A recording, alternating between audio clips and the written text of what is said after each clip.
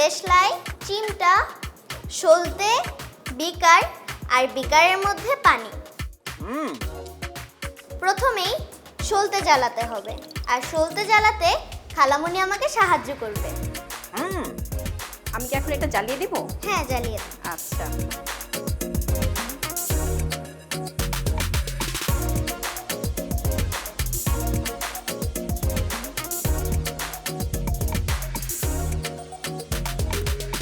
এখন এই ডিমটাকে এই আগুনের মধ্যে পোড়াতে হবে।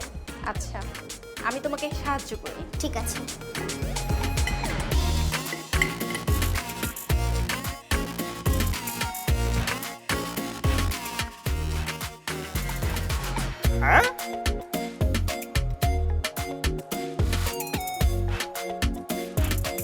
হচ্ছে? হ্যাঁ, হচ্ছে।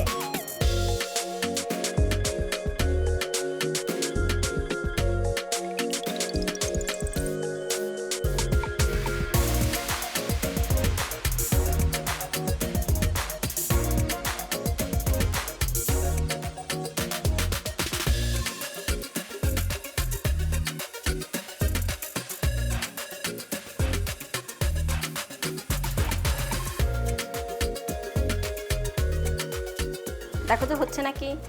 হ্যাঁ, হচ্ছে। দেখো তো পুরোটা কালো হলো নাকি? হ্যাঁ, পুরোটা কালো হয়ে গিয়েছে। এই দেখো বিজ্ঞানী, এই সাদা ডিমটা এখন কালো হয়ে গেল। খালামণি, এবার তুমি এটা নিভিয়ে দাও। এইবার এই ডিমটিকে এই পানির ভিতরে ডুবিয়ে দিলে হবে আসল খেলা।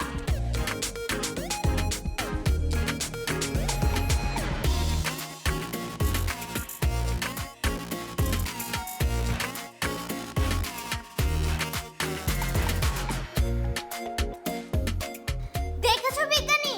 হ্যাঁ, দেখেছো, রূপোর হয়ে গিয়েছে।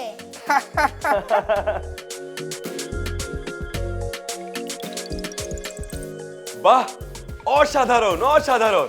গুলস্টাইন, হ্যাঁ? দেখলে ডিমটি পুরো রূপোর ডিম হয়ে গেছে। হ্যাঁ, খুবই অসাধারণ খেলা হয়েছে, খুব ভালো লেগেছে।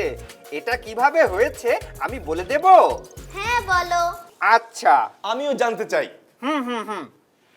মেধা, তুমি প্রথমে একটি সাদা ডিমকে সলতের কালিতে ভালোভাবে কুচকুচে কালো করে নিয়েছো।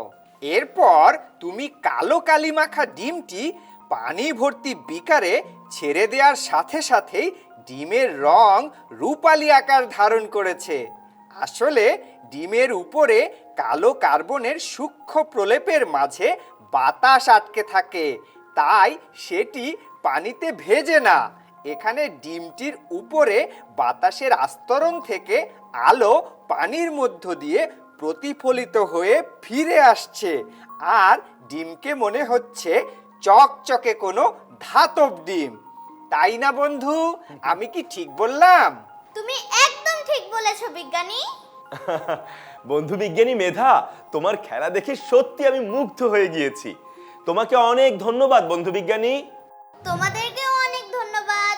তোমার সাথে আবার দেখা হবে। তুমি ভালো থেকো। বিদায়। বিদায়। বিদায়।